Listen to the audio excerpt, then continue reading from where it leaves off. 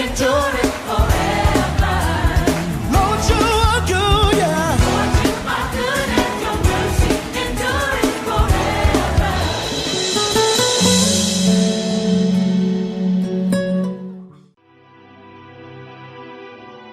Je t'aime. Esprit de Dieu, viens glorifier Jésus au milieu d'eux. Vois ces hommes qui ont quitté leur maison pour s'interner en ce lieu afin de chercher.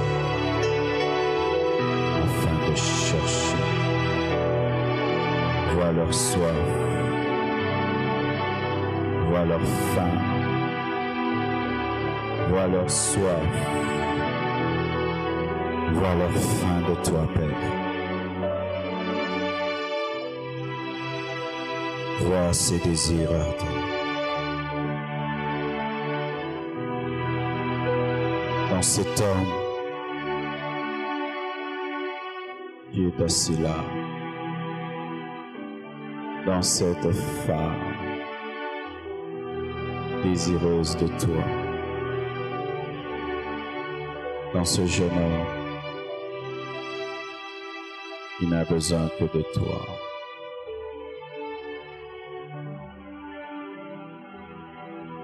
Sontoroshataza Ikantarabasha Shintirazotirabosut Sumarazatarabashita Sundarabasutirabasha Suntiribashi. Tu n'es pas un programme, mais tu es notre vie. Tu n'es pas un spectacle, tu es un ami. Tu n'es pas un programme, Jésus. Tu es ma vie. Tu es plus qu'un culte, Jésus. Tu es ma vie. Je te veux ici, Jésus. Je te veux ici. Je désire ta gloire. Je désire ta gloire, Jésus. Je désire ton approche. Approche-toi. Approche-toi de nous, Seigneur. Approche-toi de nous, Seigneur. Étanche notre soif de toi. Ne permets pas que nous sortons de ce lieu tel que nous sommes venus. Moïse, dans l'ancienne alliance, est retiré sur une montagne. Il est sorti rayonnant. Mais nous nous approchons du véritable, pas de l'ombre, mais de l'authentique. Pas seulement nos visages, mais que toutes nos vies rayonnent. Et pas un rayonnement d'un temps qu'on doit couvrir par un voile, mais un rayonnement qui dure jusque dans la vie. Oh Jésus, toi qui t'es manifesté dans la chambre haute, toi qui t'es manifesté dans la chambre haute, manifeste-toi au milieu de nous. Manifeste-toi au milieu de nous. Alléluia. Oh Dieu. La Bible nous dit dans Matthieu 10, verset 39, Celui qui conservera sa vie la perdra. Et celui qui perdra sa vie à cause de moi la retrouvera. Celui qui conservera sa vie la perdra. Et celui qui perdra sa vie à cause de moi la retrouvera. Luc 9, 24 nous dit, car celui qui voudra sauver sa vie la perdra. Mais celui qui la perdra à cause de moi la sauvera. Luc 17, 33 encore nous dit, celui qui cherchera à sauver sa vie la perdra. Et celui qui la perdra la retrouvera.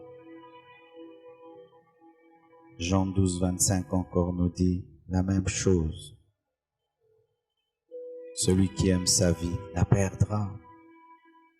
Et celui qui hait sa vie dans ce monde la conservera pour la vie éternelle. Bien-aimés frères et sœurs, je ne sais pas si c'est une prédication que je vais vous apporter, mais je crois que Dieu veut pousser quelqu'un dans une autre dimension spirituelle. Je vous remercie pour l'invitation. Vous n'étiez pas obligés, mais je crois que Dieu a voulu que nous soyons ici afin de pousser quelqu'un. Ce message ne concerne pas tout le monde. Et je vous le dis vraiment, ce message concerne quelques-uns au milieu de vous. Les vrais enfants de Dieu. Les vrais chrétiens. Les personnes qui sont à la recherche des choses profondes dans le royaume de Dieu. Les personnes qui ne sont pas dans le christianisme par mouvement, par habitude, par mode, et qui ne savent même pas ce qu'ils font là. Je suis venu parler à des gens qui ont rencontré vraiment Jésus et qui ont besoin de plus avec lui. Lorsque nous lisons ce passage, c'est une contradiction. C'est une pensée contraire à la philosophie des hommes. Car dans la philosophie humaine, si tu veux vivre, tu dois te protéger. Si tu veux vaincre, tu dois vivre. Si tu veux gagner, tu dois être fort. Si tu veux être premier, tu dois te battre. Mais Jésus-Christ qui est la vérité, Jésus-Christ qui est la sagesse incarnée, vient avec un principe contradictoire. Il dit que celui qui veut vivre doit mourir. Et celui qui vit mourra. Et celui qui meurt vivra. C'est pourquoi le thème de mon message, meurs pour vivre. Meurs pour vivre. Ce n'est pas un slogan. C'est vraiment ça dans les choses de Dieu. C'est un principe du royaume. Mourir pour vivre. Refuser de mourir te tue. Accepter de mourir te donne la vie. Refuser de mourir te tue. Accepter de mourir te donne la vie. Notre entendement humain ne peut comprendre cela. Notre entendement humain ne peut accepter cela. C'est pourquoi il faut le renouvellement de l'intelligence, afin que ta manière de penser puisse s'élever au niveau de la manière de penser de Dieu, pour que les pensées de Dieu deviennent tes pensées et que son fonctionnement devienne ton fonctionnement. Vous tous qui êtes à la recherche de plus de force, à la recherche de plus de vie, le secret n'est pas dans la force, le secret est dans la faiblesse, le secret est dans la mort. Chaque fois que Dieu voudra te rendre fort, il t'affaiblira. Chaque fois que Dieu voudra te donner la vie, il te tuera. Chaque auteur réclame un autel. Chaque auteur réclame un autel. Tout homme qui a expérimenté une hauteur avec Dieu a présenté un autel devant Dieu. C'est pourquoi Jésus, lorsqu'il vient, il dit à ses disciples, « Celui qui veut être mon disciple doit renoncer à lui-même. Et il doit se charger de sa croix chaque jour et me suivre. » Pourquoi? Si tu veux être le disciple du crucifié, tu dois être un crucifié. Seuls les crucifiés suivent un crucifié. Tu ne peux suivre un crucifié sans être un crucifié. Tu ne peux suivre un mort sans mourir. Jésus, avant de ressusciter, a connu la mort. Et tu ne peux le suivre sur le chemin de la résurrection sans mourir. Tu ne peux être le disciple du crucifié sans être crucifié. Tu ne peux être le disciple du crucifié sans être crucifié. Et il dit, il n'y a point de disciple qui soit supérieur à son maître. Si le maître a accepté la crucifixion, le disciple aussi doit accepter la crucifixion. Si tu refuses, tu n'es pas disciple de Jésus. Tu n'es pas disciple de Jésus. Il dit qu'il est impossible que la graine ne porte du fruit sans pourrir. Impossible que la graine ne porte du fruit sans pourrir. Il est impossible que la terre reçoive la sémence sans être bêchée, sans être sarclée, sans subir la houe, la bêche. Il est impossible que la fleur donne son parfum sans être écrasée. Il est impossible que la fleur donne son parfum sans être écrasée. Tant que cette femme gardait son vase intact, le parfum qui était contenu ne pouvait se répandre dans la maison. C'est seulement lorsqu'elle a brisé son vase, donc tué son vase, parce qu'un vase brisé est un vase tué. Un vase brisé est irrécupérable. Un vase brisé est à jeter à la poubelle. C'est seulement quand elle a brisé son vase que le parfum contenu dans ce vase s'est répandu dans cette maison. Donc, la vie du vase empêchait la vie du parfum. La vie du vase empêchait la manifestation du parfum. Il y avait une lutte entre le vase et le parfum. Le parfum réclamait que le vase soit brisé et le vase réclamait rester intact pour paraître. Et ce qui est important, ce n'était pas le vase, c'est le parfum. Car on ne se parfume pas avec le vase, on se parfume avec le contenu du vase. Le vase limite le parfum. Tant que le vase n'est pas brisé, le parfum reste en un lieu précis. Mais quand le vase est brisé, un parfum peut se répandre, quitter même une maison, se répandre.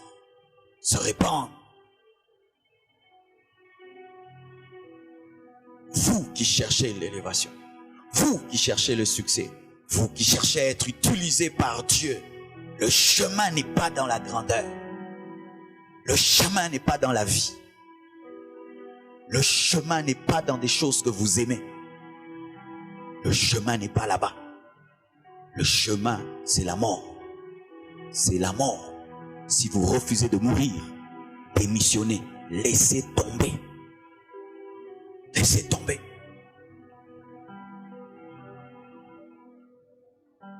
La mort. Est-ce que Dieu nous demande de monter sur une croix? Est-ce que Dieu nous demande de porter une croix? Est-ce que Dieu nous demande de mortifier nos corps? Est-ce que Dieu nous demande de nous faire souffrir? Qu'est-ce qu'est la mort? Qu'est-ce qu'est la croix? Qu'est-ce qu'est le brisement? Au début de ma vie chrétienne, j'avais beaucoup de confusion dans ce domaine. Et je me suis infligé beaucoup de mortification. Il m'arrivait de me punir moi-même, à genoux dans ma chambre, levant les mains pendant 2 heures du temps, blessant mes genoux après avoir prié. Et quand le sang coulait de mes genoux, j'étais content. J'étais content d'avoir prié jusqu'à perdre la peau de mes genoux. Je pensais que c'était cela, mourir à moi-même.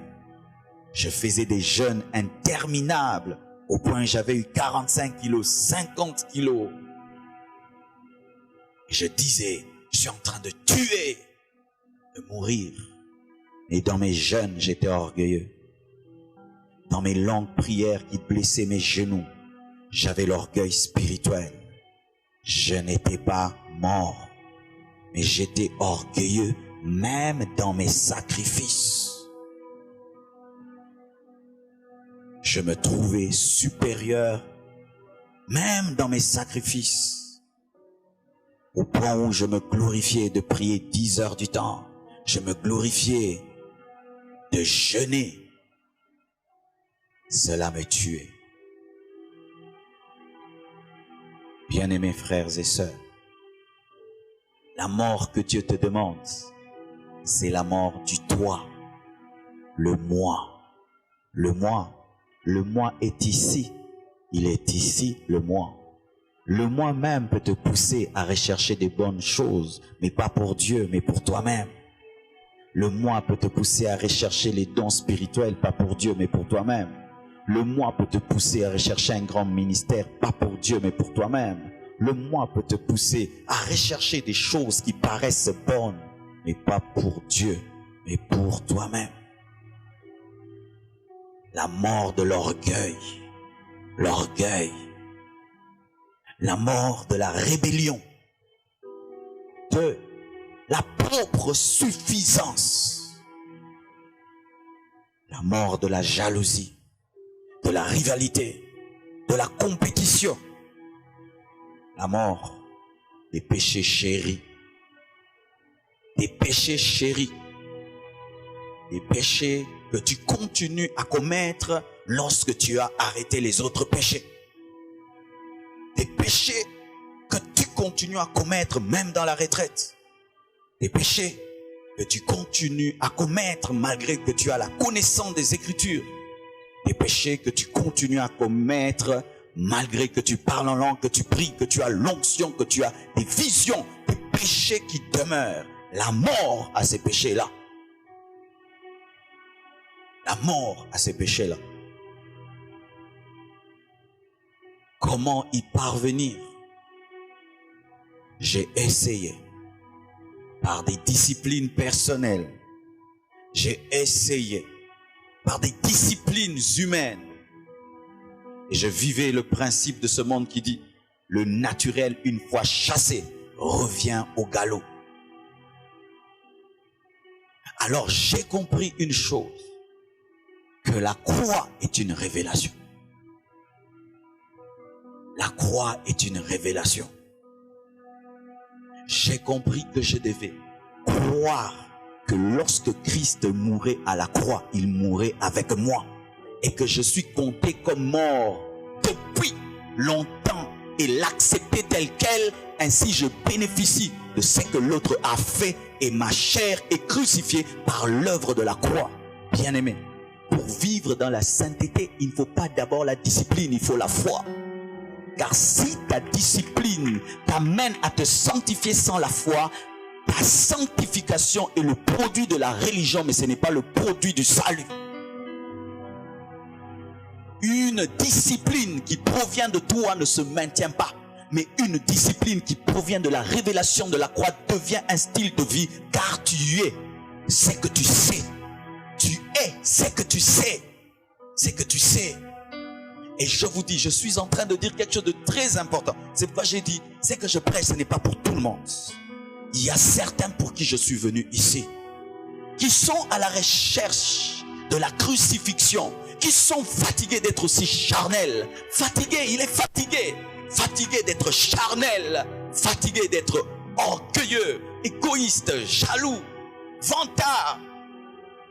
Mais tu sens en toi une force qui t'amène à vivre en contradiction par rapport à ce que tu sais. Tu sais que c'est bien d'être humble, mais tu sens l'orgueil. Tu sais que c'est bien de vivre dans la sainteté, mais tu pêches. Tu sais que c'est bien de beaucoup prier, mais tu n'arrives pas. Tu sais qu'il faut vivre dans l'amour, mais tu n'y arrives pas. Tu n'y arrives pas. Non pas parce que la croix a échoué, mais tu ne sais pas comment toucher la croix. Certains médicaments, pour les avoir, c'est seulement par injection. Il n'y a pas de comprimés pour ces médicaments. Alors tu peux chercher des comprimés de ce médicament, tu ne les auras pas. Ce n'est pas que le médicament n'existe pas, mais tu cherches à ce qu'on te le donne autrement de ce qui était prévu. Pareil aussi, pour la croix, bien-aimé, la première chose qui te permet d'être crucifié, c'est croire que tu es compté comme mort, que Jésus à la croix t'a pris, tu étais avec lui. Et ta chair, quand je dis la chair, je ne parle pas de ton corps. Parce que ton corps n'est pas l'ennemi de Dieu, c'est un instrument de Dieu.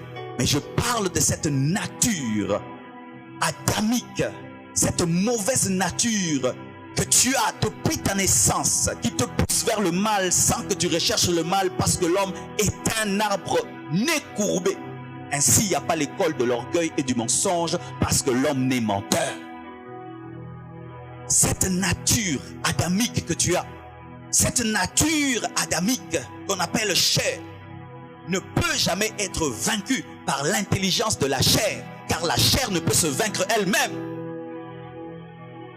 Elle ne peut être vaincue que par une œuvre parfaite de celui qui n'avait point la chair, car Jésus n'avait point la chair. La chair dans le sens pas de la viande ou bien des muscles, mais il n'avait pas cette mauvaise nature adamique.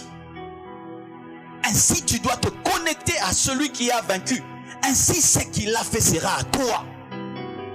Par la foi. Par la foi. Frères et sœurs.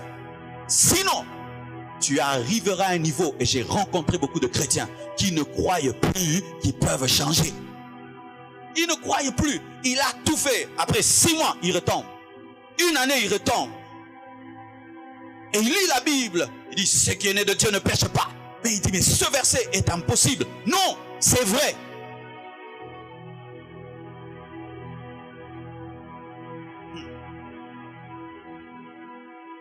Mais, sachez ceci.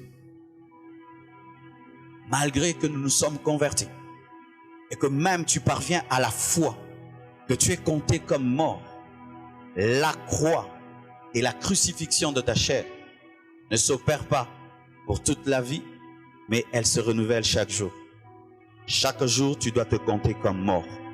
Hier, je suis mort. Aujourd'hui, je suis mort.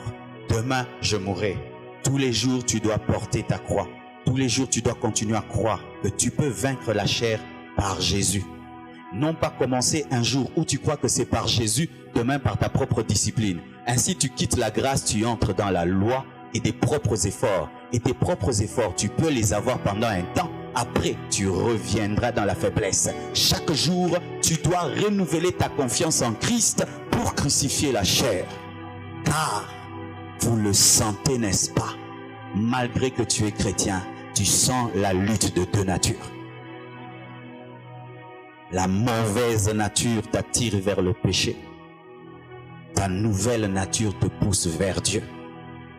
Alors que tu pries, tu sens en toi quelque chose qui ne veut pas que tu pries. Et tu sens une autre nature qui te pousse à aimer Dieu. À la fois, tu sens quelque chose qui t'attire vers l'humilité et l'autre qui t'attire vers l'orgueil. À la fois, tu sens cela. Voici. Lorsque ta nouvelle nature est étouffée par l'ancienne nature, l'homme charnel paraît. Et lorsque l'homme charnel est crucifié, c'est l'homme spirituel qui paraît. Et tous les jours, tu dois maintenant fortifier l'homme nouveau afin qu'il sache toujours dominer sur l'homme ancien. Car dans le combat, il faut avoir les muscles. C'est là que tu dois te nourrir de la parole, te nourrir de la prière. Et tu dois faire la toilette spirituelle. Veiller à vivre dans la sainteté afin que la force de Dieu soit dans ton esprit pour que tu gardes ta chair crucifiée. Car, certes, Christ a tout fait, mais aussi ta part. Et ta part, ce n'est que le 1/10. Dieu te donne la dîme. C'est à moi de m'agenouiller. C'est à moi de lire ma Bible. C'est à moi de dire à Dieu pardon. C'est à moi de dire Saint-Esprit remplis-moi.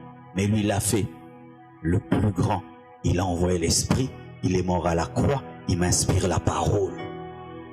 Vous comprenez ce que je dis? Voici maintenant.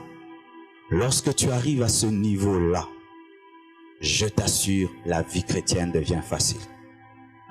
La vie chrétienne est difficile parce que nous sommes vivants.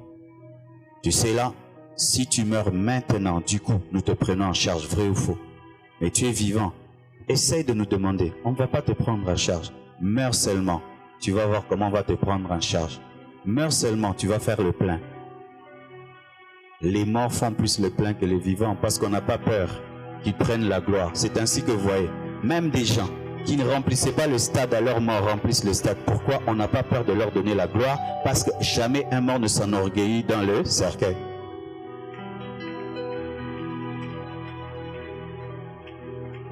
Si tu meurs, n'est-ce pas qu'on va te transporter? Demande-nous de te porter maintenant. On ne va pas te porter. On va dire que c'est l'idolâtrie. Mais si tu meurs, il y aura 4 personnes qui vont te mettre sur leur épaule. Ils vont partir. Si tu meurs, même des autorités viendront tourner autour de toi. Si tu meurs, tout le monde va s'incliner devant toi. Pourquoi? Celui qui meurt entre dans la facilité. Les gens font des choses pour lui. Les gens mettent des panneaux parce qu'il est mort. Les gens parlent à la télé, ils ne payent même pas la télévision. Les gens s'envoient des SMS. Il est mort, il est mort, il est mort, venez. Les gens se cotisent. Certains morts sont morts, enterrés dans des cercueils qu'ils n'auraient jamais achetés dans leur vie. Meurs et tu vivras. C'est pourquoi tu veux la puissance, meurs. Dieu va t'utiliser. Tu sais quoi en soi? Tu as déjà la puissance. Mais la chair empêche à la puissance de sortir. C'est comme le salière. Vous connaissez le salière? Là, on met le sel, n'est-ce pas? Il peut y avoir beaucoup de sel. Mais tu veux en mettre sur la nourriture, mais c'est bouché. Ça t'arrive, n'est-ce pas? Alors, des fois, les gens font quoi? Ils enlèvent le couvercle et puis répandent. Ils enlèvent le couvercle et puis répandent. Mais quand tu enlèves le couvercle et que tu répands, est-ce que tu as créé le sel? Tu as seulement permis au sel qui était de sortir. Et lorsque tu acceptes la croix et la mort à toi-même, tu ne crées pas la puissance, mais tu permets à la puissance qui est de sortir. Parce que la crucifixion ne fait pas du Saint-Esprit le Saint-Esprit, mais il permet au Saint-Esprit qui est de se manifester. Car Dieu a peur de manifester sa puissance et sa gloire là où il y a la vie. Car les vivants volent la gloire. Ce sont seulement les morts qui n'y touchent pas.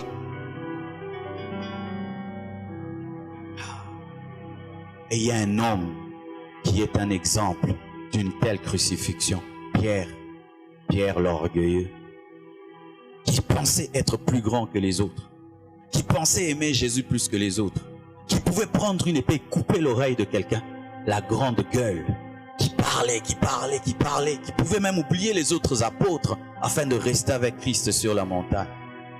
Mais le même Pierre, Dieu l'utilise puissamment. Les gens viennent pour le glorifier, pour l'élever, et disent: ce n'est pas moi, je ne suis rien, c'est la foi au nom de Jésus qui a fait ce miracle. Quelle transformation! Comment Pierre est-il arrivé jusque-là? Il a été brisé. Qu'est-ce qu'il a brisé? Lorsqu'il était face à lui-même et qu'il a compris qu'il parlait beaucoup mais n'avait pas la force de ce qu'il disait. C'est pourquoi Dieu te crucifiera aussi, pas seulement par la révélation, mais par des circonstances qui te brisent. Où tu penses que tu es, et Dieu te permet d'être humilié. Ne fouillez pas l'humiliation dans l'église. Où tu viens, tu penses que tu connais, tu fais 5 ans, on te donne même pas la chair. Tu penses que tu es capable, ton élévation tarde, on te suspend, on te fait asseoir, assis-toi, accepte la suspension. Le même Pierre qui disait je t'aime, Jésus lui pose la question, m'aimes-tu? Il dit oui, et puis il dit tu le sais. Il a compris qu'il ne faut pas trop parler. Il est devenu humble, il a été brisé par son reniement. Quand Dieu veut te briser, il t'amènera des fois dans un département avec un président colérique et compliqué qui va te blesser, qui va te brimer, qui va te blâmer. Ne quitte pas ce département-là, reste là. Ne quitte pas ce département-là, reste là. Ce président compliqué, c'est lui l'instrument du brisement de Dieu. Ne va pas chez le président gentil, il n'a rien à te donner. Il n'a rien à te donner. Un couteau bon, c'est celui qui fait mal. Et des fois dans la vie, les personnes qui nous transforment ne sont pas les bonnes personnes. Ce sont des personnes compliquées. Orgueilleux, tu ne supporteras jamais l'orgueil d'un orgueilleux. Et Dieu t'enverra un orgueilleux pour te révéler que tu es orgueilleux et te corriger dans ton orgueil. Ainsi tu sauras ce que tu es. Car dans le brisement, Dieu te fait, mais face à ce que tu es. Le prophète Ésaïe a été mis face à ses lèvres impures. Au début de ma vie chrétienne, quand je suis venu à Dieu, j'avais un orgueil, l'orgueil social. Et Dieu avait brisé cela. Et je pensais que j'avais fini avec l'orgueil. Mais sans que je sache, j'étais tombé dans l'orgueil de la connaissance. L'orgueil de la connaissance, où tu médites la parole, et quand tu discutes avec les autres, tu penses que toi, tu as toujours la meilleure version, la meilleure compréhension des Écritures, de l'orgueil. Et Dieu, tu sais, il m'a humilié comment? Au début de ma vie chrétienne, je priais dans une église dans laquelle il y avait, la plupart étaient des analphabètes. Mais les analphabètes comprenaient leur Bible en lingala mieux que moi, ma Bible en français. Quand il interprète la parole en lingala, il la comprend mieux que moi. Et Dieu m'a dit, tu es orgueilleux. Et je devais aller les voir pour reconnaître mon orgueil. Pardonnez-moi, quand nous méditons la parole, je pense que parce que j'ai étudié plus que vous, que je connais plus que vous, alors que la connaissance des Écritures, ce n'est pas le niveau intellectuel, c'est l'inspiration. Un analphabète peut comprendre la Bible plus qu'un intellectuel. En as-tu fini? Le travail que Dieu est en train d'opérer dans ta vie, est-ce que tu es en train de l'accepter? Dans le chemin de ton brisement, il peut te pousser à aller demander pardon à quelqu'un, de t'humilier et reconnaître tes erreurs. Est-ce que tu l'acceptes? Dans le travail du brisement dans ta vie, il peut te pousser à accepter de te soumettre à quelqu'un qui est moins que toi. Le grand Paul, c'est un Ananias qui lui a ouvert les yeux. Dans le travail du brisement, Dieu peut te pousser à côtoyer quelqu'un qu'on ne peut pas côtoyer. Dans le travail du brisement, il amènera Jacob à côtoyer Laban, afin que Laban lui révèle ce qu'il a fait à Ésaü. Dans le travail du brisement, Dieu fera que tes efforts humains échouent. Je sais ce que tu dis, Seigneur, viens à mon secours.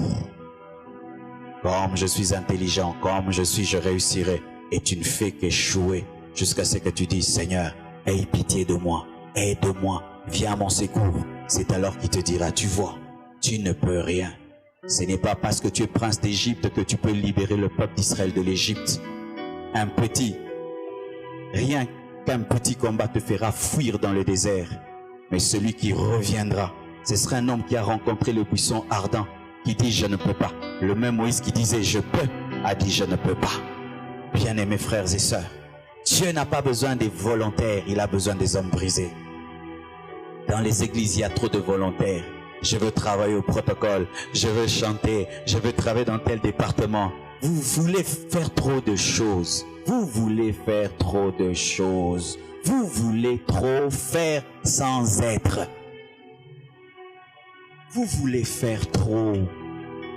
Vous voulez chanter, vous voulez prêcher, vous voulez modérer, vous voulez être au protocole, vous voulez des tâches, vous voulez des charges, vous voulez. Mais est-ce que vous êtes mort? Est-ce que vous êtes brisé? Dieu n'utilise que les morts. Seuls les morts répandent le parfum de la vie.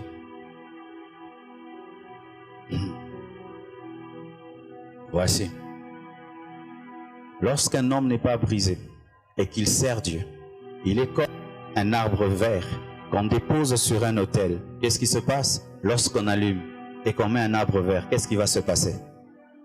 C'est la fumée qui sortira et les gens auront des mots de Dieu. Mais si l'arbre est sec, on le met sur le feu. Qu'est-ce qu'il y aura? Le véritable feu. Quand tu es un arbre vert, tu es encore plein de vie, mais tu veux servir Dieu. C'est alors que tu blesses les gens par tes paroles, par tes réactions, par ton comportement, par tes attitudes, par ceci. Pourquoi? Un arbre vert qui veut servir, mais il est encore orgueilleux, il est encore colérique, il est encore hautain, il ressemble encore au monde, il a encore des péchés chéris, mais il est pressé à servir Dieu. Jésus a dit, si tu veux me suivre, tu dois d'abord porter ta croix. D'abord. Sinon, mes frères et sœurs, vous servirez Dieu, vous ferez des choses, mais au dernier jour, aucune récompense, car Dieu ne récompense que les morts.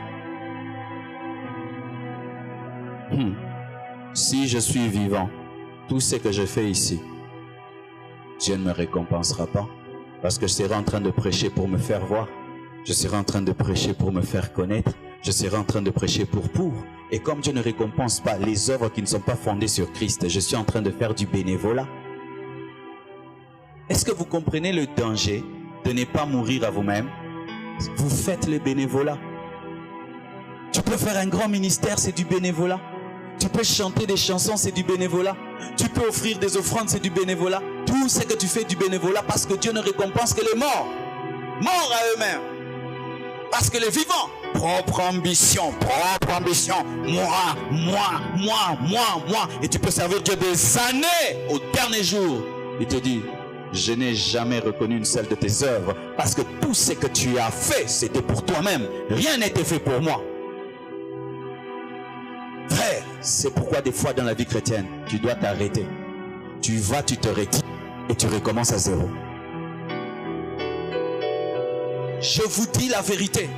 Tu te retires, tu recommences à zéro. Faites l'étude de vos motivations. Lorsque tes motivations sont charnelles, tu es vivant. Lorsque tout ce qui te motive, c'est moi, tu es vivant. Et ce n'est pas un travail qui va te bénir au dernier jour parce que Dieu ne le reconnaît pas. Est-ce que vous comprenez ce que je dis?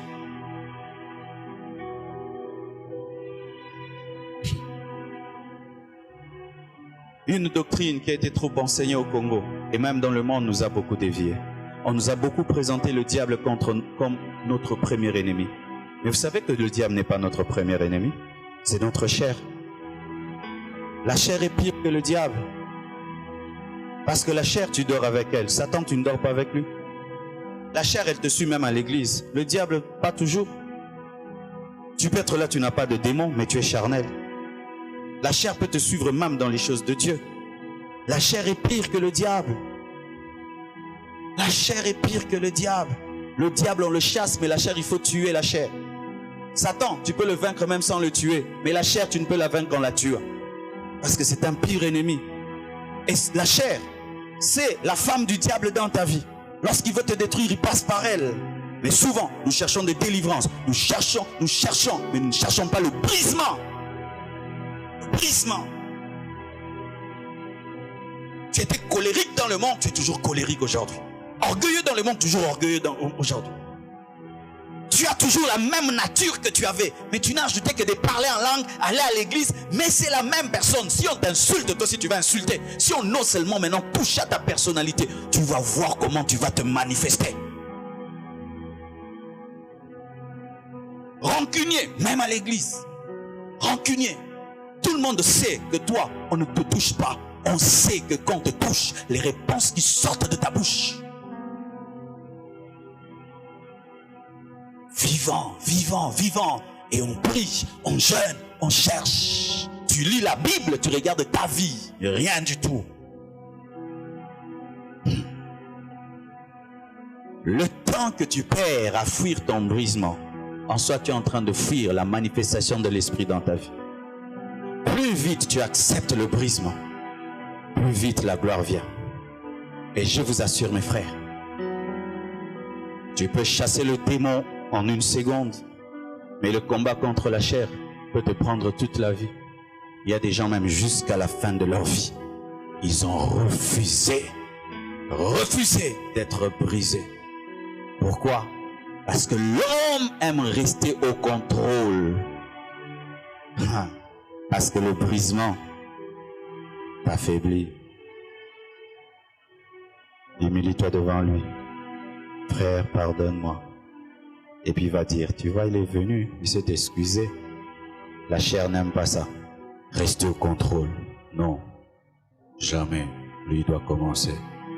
Lui doit commencer. Jamais. Rambrosika Babasha. Suprababasha. L'Éternel a dit serrer la tête et non la queue. Mais savez-vous que pour être la tête, tu dois être d'abord la queue? C'est sans ceux qui acceptent d'être la queue qui deviennent la tête. Jésus a accepté de mourir, c'est pourquoi il a reçu le nom qui est élevé au-dessus de tout autre nom. Connaissez-vous les plus grands serviteurs de Dieu de nos églises? Vous les connaissez? C'est ceux qui sont ceux qui lavent vos toilettes pendant cette retraite. Ce n'est pas moi. Je ne suis pas le plus grand serviteur de cette retraite. Le plus grand serviteur de cette retraite, c'est celui qui lave les toilettes. C'est celui qui est dans le secret là, qui lave nos saletés. C'est lui le plus grand de nous tous.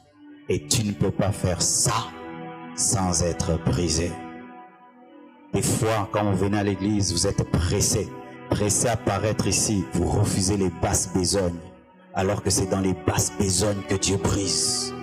Où tu transportes les chaises, tu balayes, tu mets la bâche, on t'envoie, va, reviens, assis-toi, debout. Certains même si on me dit tenez-vous debout, tu n'arrives même pas à te tenir debout. C'est trop te demander, ton orgueil est trop fort. Lisez la Bible, tu n'arrives même pas à lire ta Bible. Agenouillez-vous, tu n'arrives même pas à t'agenouiller. Tu t'imagines une telle personne, incapable même de manifester des petits actes de soumission. Tinda pas bango tebo, tinde pe na église. Fande pas bino. Fande pas bino, tikale pas bino.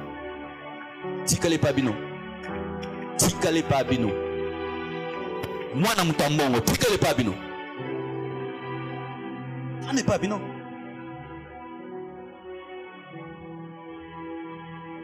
Quand tu viens à l'église, c'est pour être broyé, brisé, broyé. Et Dieu peut mettre un pauvre, il te broie, mais tu es fils de riche. Ne lui dis pas, si c'était dans le monde, moi et toi, on n'allait pas se croiser. Tu as bien dit, si c'était dans le monde, là c'est l'église, on s'est croisés.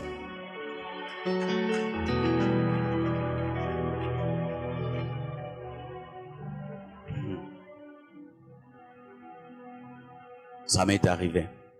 Quand je suis venu à l'église, j'avais mes gros dos. Et là, je rencontre des pauvres qui te dirigent. Et des fois même, on vous donne des nourritures bizarres à l'église. Tu dois manger avec les mains nues. Tu dois manger le pondu mélangé au riz. Et Dieu te dit, mange sans fourchette et tu manges. Vous tous qui avez des chichis, n'est pas brisé, les chichis. Le thé de la retraite.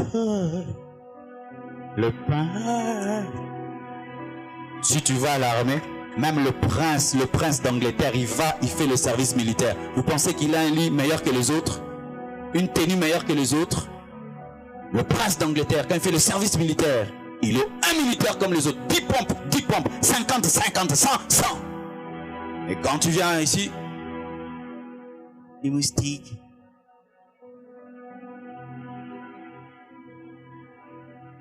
Je supporte pas ce thé en ce pain. Chez nous. Oh, me souvenir au salaud, frère. Me souvenir au salaud. Le salaud. Paul dit, je peux vivre dans la richesse, l'abondance et dans la pauvreté. Quand on est brisé, on est malléable. Quand on est brisé, on est le vent. Le vent, il souffle à gauche, à droite. Les gens brisés ne dérangent personne. Les gens brisés sont là, mais tu ne sais même pas. Il faut même qu'ils te disent qu'il est fils de riche pour que tu saches. Les gens brisés sont vivables. Le mort, insulte-le. Il répond. Il répond pas. T'as koufi mabe. Cercueil et coquillette. T'as n'enga koufi à panzane l'ombre. A koufi na sida. Tokunde na malwek na gombe. Mais ce qui est bende. Au fin y'angabi yo kibananga. A koufate. Et il y a des gens qui pensent être crucifiés. Vous êtes seulement évanouis. Évanoui. Quand quelqu'un est évanoui, jetez seulement l'eau froide. Non. Et il y a des gens comme ça. Je suis mort en Christ, mort en Christ. Va seulement appuyer. La faux frère. La faux frère. La faux frère. La faux frère. La faux frère. La faux frère.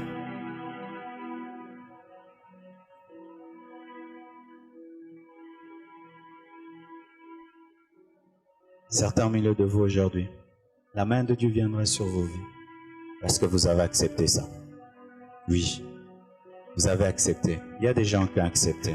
Ils sont prêts à payer ce prix. Et je vous dis, ça changera toute votre vie. Vous le verrez. Et je t'assure, reste seulement dans ça.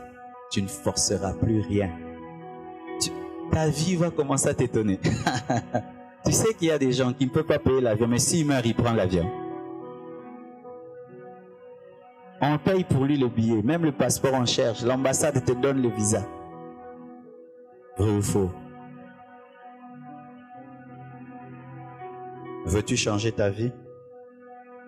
Alors je t'invite à mourir à toi. Et voici la chose qui tue la plus, c'est la présence de Dieu. Si vous voyez quelqu'un qui vit la présence de Dieu, il devient orgueilleux, il a rencontré le diable. La présence de Dieu, quand ça vient dans ta vie, tu peux pas être orgueilleux, tu te sens petit, tu te sens indigne. Qui suis-je? Qui suis-je? Les périodes de ma vie où je me suis senti les plus humble, c'était les périodes où la présence de Dieu était très forte. Tu te sens affaibli, affaibli, affaibli, affaibli. Mone nazabwe no mona nzamulai, muto modike mbega bimiao. Mona ko mukuse, menzamba zamulaya milai. Sikwa sokai na chambre nayo. Aye.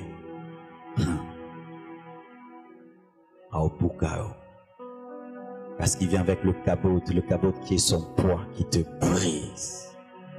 C'est pourquoi au-delà de nos messages, recherchons la gloire de Dieu dans l'église, qui brise les hommes, où l'orgueilleux se prosterne devant Dieu, où le grand homme reconnaît qu'il n'est rien. Et je prie qu'aujourd'hui, tu fasses une rencontre avec sa présence. Lève la main là où tu es assis, s'il te plaît. Dis, Seigneur, donne-moi ça. Oh, donne-moi ça, Seigneur. Dis, donne-moi ça, Seigneur. Oh, donne-moi ça, Seigneur. Oh, donne-moi ça, Seigneur. Donne-moi ça, Seigneur.